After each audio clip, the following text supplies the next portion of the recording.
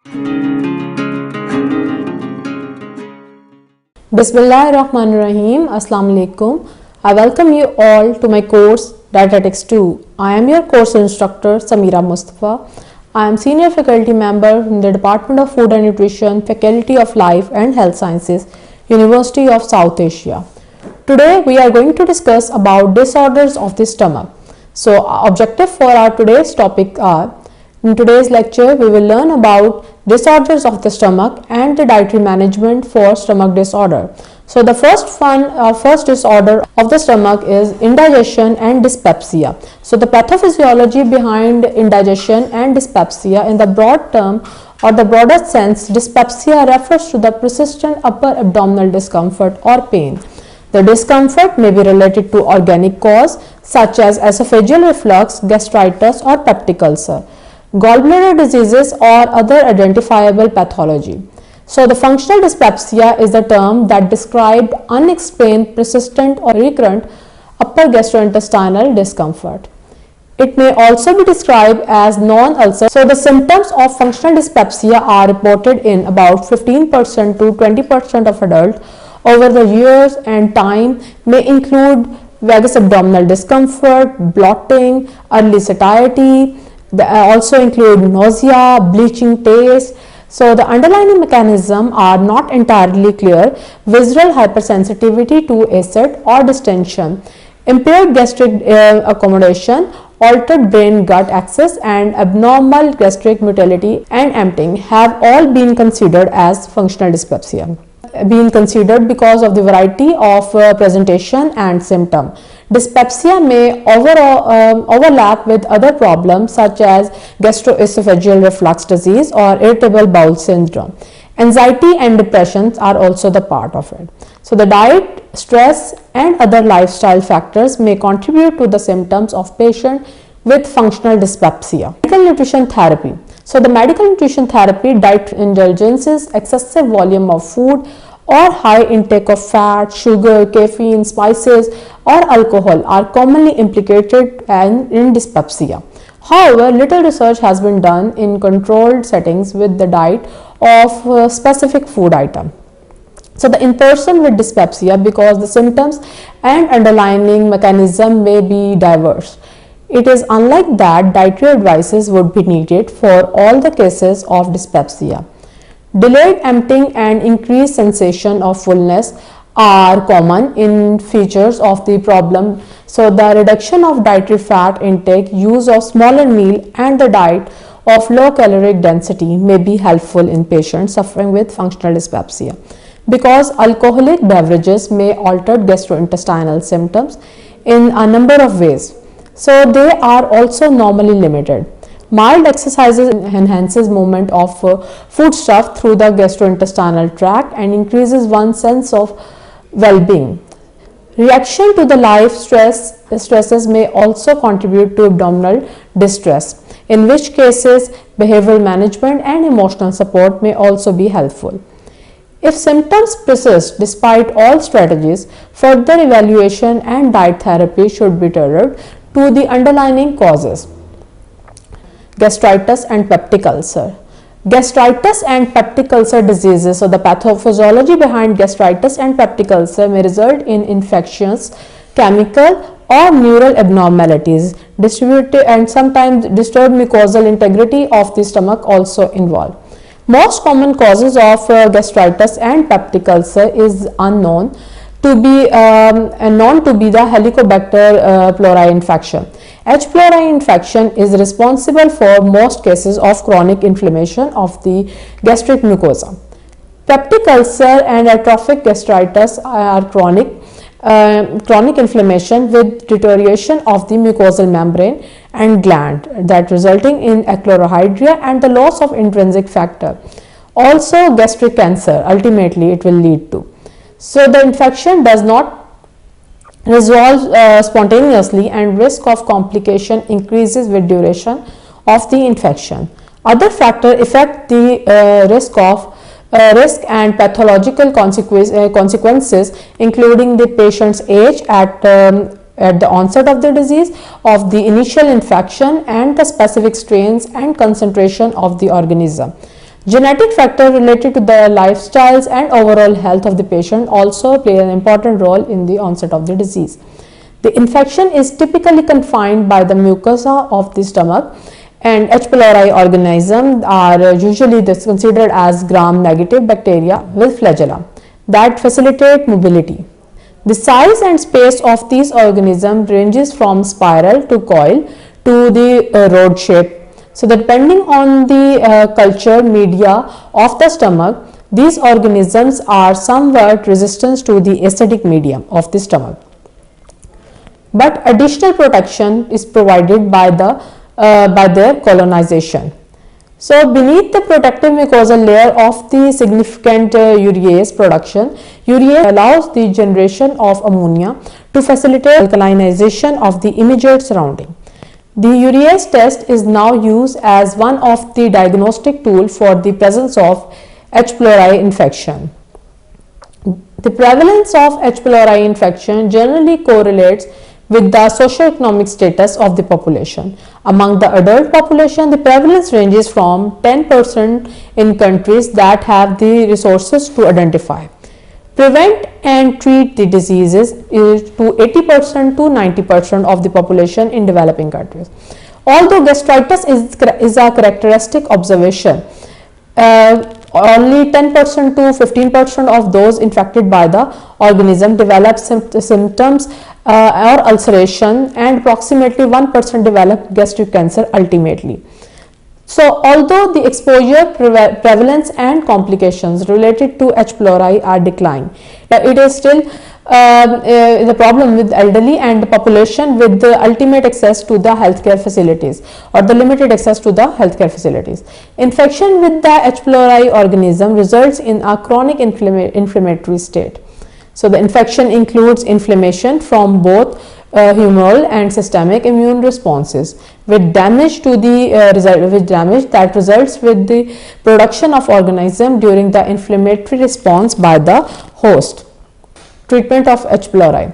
Treatment of H. pylori includes the related to the improved digestive function, at least somewhat that is possible. So, reduce the favorable condition for the bacterial contamination, and that ultimately reduces the environment for the carcinogenesis. So, the treatment typically involves the use of 2 or 3 antibiotics or acid suppressing medication, the extent of microbial resistance to specific agent in different parts of the world, and the varying strains of the organism may necessitate the use of different protocols and combination of medications.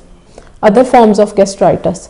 Other form of gastritis, the mucosa of the stomach and the duodenum is normally protected from the proteolytic action of gastric acid and pepsin by a coating of mucus secreted by the glands in the epithelial wall from the lower esophagus to the upper duodenum. The mucosal layer is also protected from the bacterial invasions by the digestive action of pepsin and hydrochloric acid. And the mucosa is the mucus secretions. Hydrochloric acid is secreted by the partial cells in response to the stimuli by the gastrin, acetylcholine and histamine. The mucus contains acid neutralizing bicarbonate, and additional bicarbonates are provided by the pancreatic juices secreted into the intestinal lumen. Production of mucus is stimulated by the action of prostaglandin, chronic use of aspirin or other non-steroidal anti-inflammatory steroids. Sometimes steroids also trigger that, alcohol and sometimes some substances like tobacco, alcohol or any combination of these factors may also comprise mucosal integrity and increases the chances of acquiring acute or chronic gastritis is also there. So, autoimmune gastritis may also contribute to some causes of gastritis. Poor nutrition and generally poor health may contribute to the onset and the severity of the symptoms and can delay the healing process. Acute gastritis refers to the rapid onset of inflammation and symptoms. Chronic gastritis may occur over a period of months or decades. with waxing and waning of the symptoms. Gastritis may manifest by the number of symptoms including nausea, vomiting, malaise, anorexia, hemorrhages, and epigastric pain. Prolonged gastritis may result in loss of stomach partial cells with the loss of secretions of hydrochloric acid and intrinsic factors. Patient may have also low serum B12 level and elevated homocysteine level may or not they may also be seen in the patient who are suffering with ulceration. So the process, other nutrient deficiency also there, including calcium, iron. So without normal acid secretion, the deficiency of such acids are also there. Such minerals and vitamins are also there. Medical treatment. For medical treatment, endoscopy is a common procedure used to identify the problem. Treatment of gastritis include the eradication of the pathogenic organism. Usually, antibiotics and proton pump inhibitors are the primary medical treatment for gastritis. So, medical nutrition therapy. In persons with atrophic gastritis, vitamin B12 status should be evaluated because of lack of intrinsic factor, and acids result in malabsorption of the vitamin. Reduced absorption of iron, calcium, and other nutrients also occur in chronic gastritis. So, because of the role of gastric acid in increasing their bioavailability, in the case of iron and underlying causes of anemia may be confounded by the use of powerful acid suppressing medication, and bleeding that may also be impacted the anemia and worsen the condition of a patient. Peptic ulcer, pathophysiology. So the pathophysiology behind peptic ulcer is normally acid gastric and duodenal mucosa is protected from the digestive action of acid and pepsin by the secretion of mucose, the production of bicarbonates, and the removal of excess acid by the normal blood flow, and the rapid renewal and repair of the epithelial cell injury. Peptic ulcer is referred to an ulcer that occurs as a result of the breakdown of these normal defense and repair mechanism. Typically, more than one of the mechanism must be malfunctioning for symptomatic peptic ulcer to develop.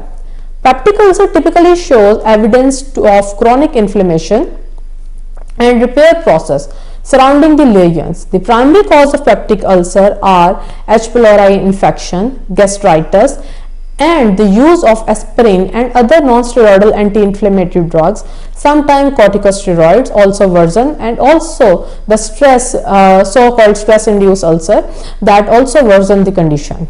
Excessive use of concentrated form of ethanol can damage the gastric mucosa and worsen the symptoms of peptic ulcer. Also interferes with the ulceration and healing of the stomach. The modest dose of alcoholic beverages in otherwise healthy person do not appear to peptic ulcer. Consumption of beer and wine increases gastric secretions, whereas low concentration of ethanol may not. The use of tobacco products decreases the bicarbonate secretions, decreasing mucosal blood flow, and exacerbate inflammation, and is associated with the additional complication of H. pylori infection. As a result of earlier screening of H. pylori and early recognition of the symptoms and the risk of factors associated with peptic ulcer, their incidences and prevalence and the number of surgical procedures related to them have decreased remarkably in the last 3 decades. Other risk factors include gastroma and sometimes excessive use of tobacco products and alcohol, non-steroidal anti-inflammatory drug, and aspirin. So the peptic ulcer normally involve 2 major regions, gastric and duodenal. Uncomplicated peptic ulcer in either region may present with signs similar to those associated with dyspepsia and gastritis. Abdominal pain or discomfort is characterized by both gastric and duodenal ulcer, although anorexia, weight loss, nausea, vomiting, and heartburn may also occur slightly more often in persons with gastric ulcers. In some patients, peptic ulcers are asymptomatic Complications of hemorrhages and perforation contribute significantly to the morbidity and mortality of peptic ulcer. Ulcers can perforate into the peritoneal cavity or penetrate into an adjusted organ, usually the pancreas, or they may radiate it to an artery and cause massive hemorrhages. Melena, which is usually referred to as black artery stool, is very common in patients who are suffering with such kind of a. Melena may suggest either acute or chronic gastrointestinal bleeding also. Characteristics and comparison between gastric and duodenal ulcer. So, although gastric ulcer can occur anywhere in the stomach, most occur along the lesser curvature of the stomach. So, the gastric ulcer typically are associated with widespread gastritis, inflammatory involvement of the oxytocin, that is acid producing cells, and atrophy of the acid and pepsin producing cells with advancing age. In some cases, gastritis ulceration or the gastric ulceration develop despite relatively low acid output. So, the antral hypermotility, gastric stasis, and increased duodenal reflux is quite common in gastric ulcer, and when present may increases the severity of the gastric injury with a gastric ulcer. So, the hemorrhages and overall mortality are higher than with the person who is suffering with duodenal ulcer. Duodenal ulcer is usually characterized by the considerably increased acid secretion, non-control, and the secretion that decreases bicarbonate secretion. Most duodenal ulcer occur within the first few centimeters of the duodenal bulb in an area immediately below the pylorus. So, the gastric outlet obstruction occurs more commonly with duodenal ulcer than with the gastric ulcer. So, the gastric metaplasia may occur with the duodenal ulcer related to the H. pylori infection, and the placement of the duodenal villus are also there. Medical and surgical management. Medical and surgical management of peptic ulcer, because the primary cause of gastritis and peptic ulcer is H. pylori infection, and primary focus of treatment in most cases is the eradication of the organism because of the presence of different strain of this organism and the relative resistance of the organism throughout the world. The medication and medicational protocol usually involves the use of 2 or 3 antibiotics and the acid suppressing medication. In peptic ulcer diseases, independent of infection, suppression of acid with proton pump inhibitor and F2 receptor blocker is the primary treatment.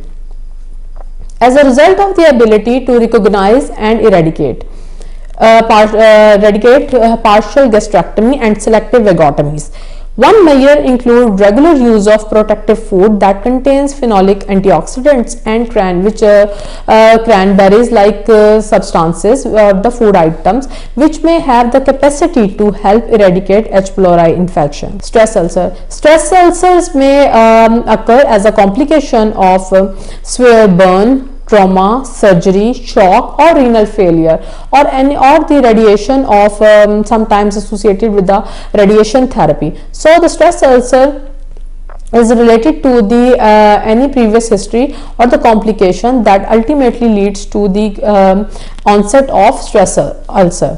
So, a primary concern with stress ulceration is the potential or for significant hemorrhages.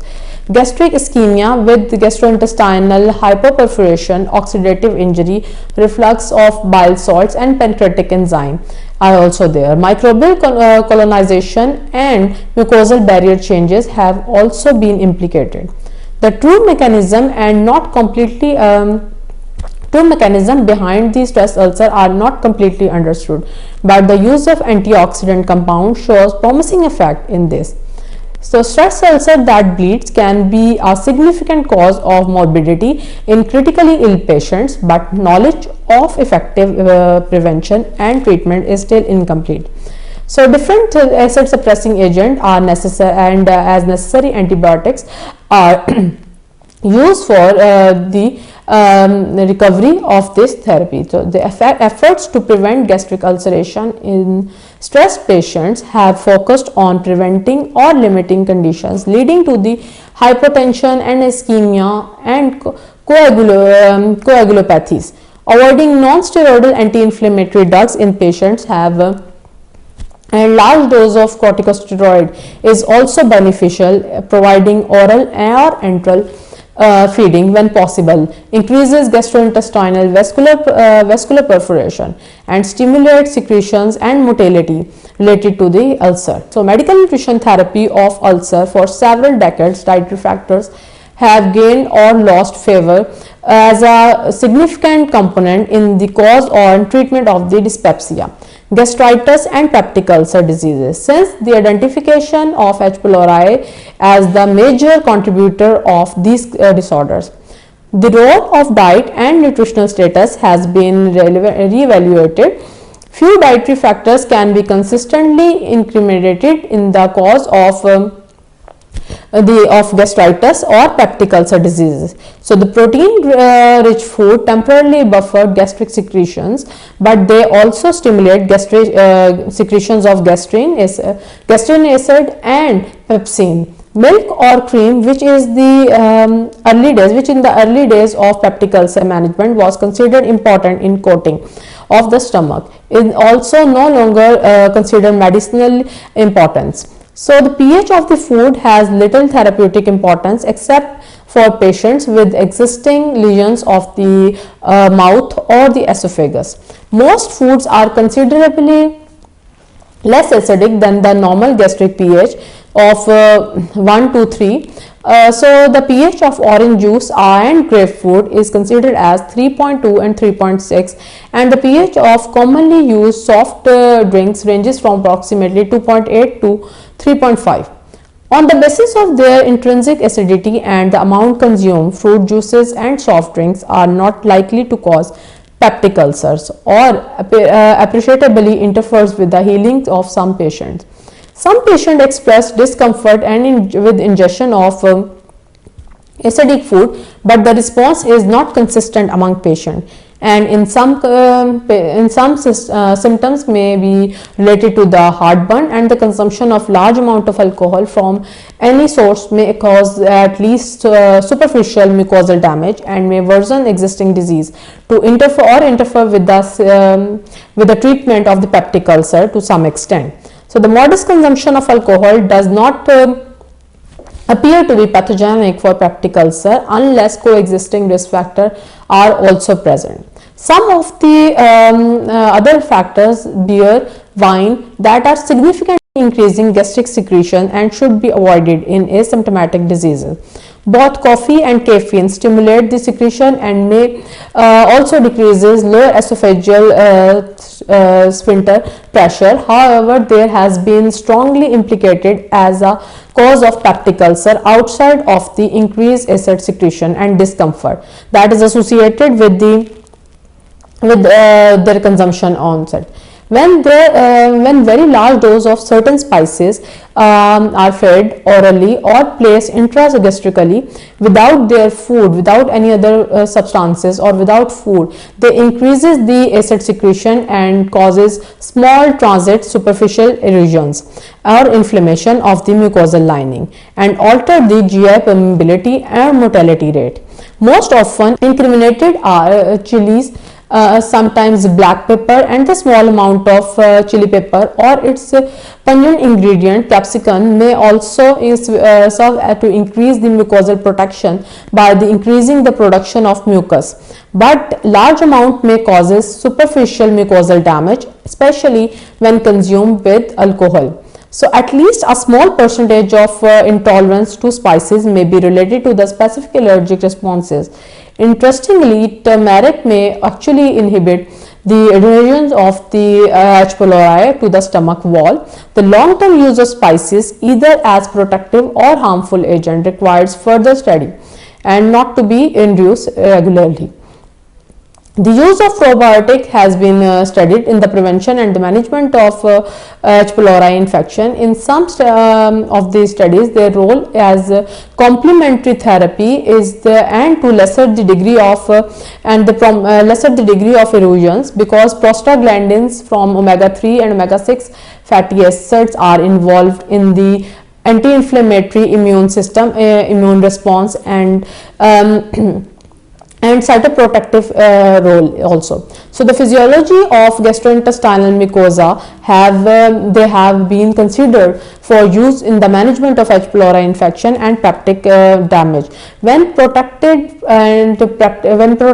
from lipid peroxidation. Omega 3 fatty acids have been shown anti-inflammatory properties and have been shown to be protective against mucosal injury from drugs and H. pylori infections, H. pylori organism. Long-term clinical trials have not been reported or have not been performed using specific fatty acids and identification of the ideal dose or from the lipid to be used in the diet has not yet been established. So the good dietary practices with the adequate nutrients, fruits and vegetable, also the fiber intake, may decreases the risk of complications associated with H. pylori infection.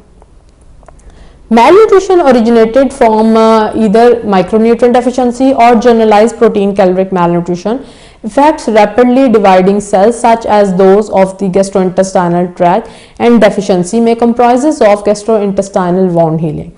Overall, a high quality diet and avoiding nutrient deficiency may offer some protection from the peptic ulcer diseases and may play a role in healing from a partial perspective person. Being treated for gastritis and peptic ulcer diseases may be advised to avoid the excessive use of specific spices, alcohol, coffee, both caffeinated and decaffeinated, and to consume a nutritionally complete diet with adequate dietary fiber from fruits and vegetables. It is also reasonable to use supplements to make up the dietary inadequacy as needed, because some patients may have significant dietary gastric outlet obstruction or chewing difficulties, truly the avoiding food with skin and that are difficult to break down in advisable, especially in persons with the denture or missing teeth problem. So the meal frequency is the controversial issue in the management of the peptic ulcer disease. Frequent small meal may increases comfort to some extent and decreases the chances of acid reflux and stimulate gastric blood flow, but they may also increases net acid output. There is a broad agreement that affects persons should avoid consuming large meals, especially before trying to reduce latent increases in acid secretion. In the case of stress ulcer, continuous enteral feed and early post-operative feeding may help to maintain the mucosal barrier and gastrointestinal circulation, thus reducing the risk of stress ulceration. There are a number of factors that have played an important role. So the factors that increases or decreases gastric acidity totally depend on the phases that the food is present. So there are the factors that increases gastric acidity. First one includes in the cephalic phase of digestion. It is through taste, smell of food and the chewing and swallowing, also initiated by the stimulation of the Parser cell in the fundic mucosa, that resulting in the secretion of gastric acid. So when we talk about the gastric phase of digestion, so the gastric phase, effect of food in the stomach or the dentition of the fundus stimulates the Parser cell of the stomach to produce acid that increases the alkalinity of the antrum, causes to the release of the gastrin, which stimulates the gastric acid secretion. So the distension of the antrum causes the release of gastrin substances in certain food and digestive product. Ultimately increases the gastric acidity, like for example the coffee, both with or without caffeine, alcohol, polypeptides and amino acid that we all know that the product of protein digestion. They all stimulates and increase the gastric acidity content. So next is to decrease the food items or the conditions, the factors that decreases the gastric acidity. So in the gastric phase of digestion, acidification of the intestine reduces the gastrin release, and thus gastric and secretion, gastric acid secretion also affect. Food, especially protein, has an initial buffering effect. So in the next is the intestinal phase of digestion. In the intestinal phase, fat or fatty acids and protein in the small intestine stimulate release of one or more gastrointestinal hormone that inhibit gastric and that gradually inhibits the gastric acid secretion. So these are the factors that contribute to the acid secretion and acid depression of in the intestinal tract in cases of ulceration. Either the ulcer is related to the stress or related to the food intake or in response to any kind of surgical or operative condition. So these are the conditions. So usually the ulcers are the erosions related to any condition that affects the intestinal tract or the stomach, gradually affects the nutritional intake and ultimately lead to the deficiencies of that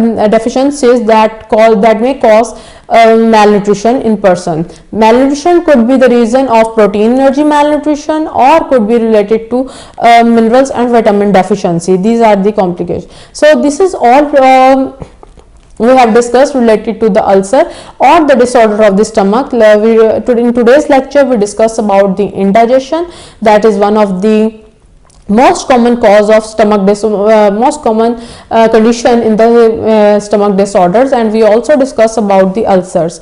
When we discuss about the ulcer, we also discuss various types of ulceration and the factors that enhances or decreases the acidity and ultimately that provide relief to the gastric mucosa. That's all for today. Thank you so much. If you have any queries related to today's topic or you have any comment related to today's topic, feel free to ask your queries in our comment section, or you can just drop me your queries on my personal number or email me. Thank you so much. Allah Hafiz.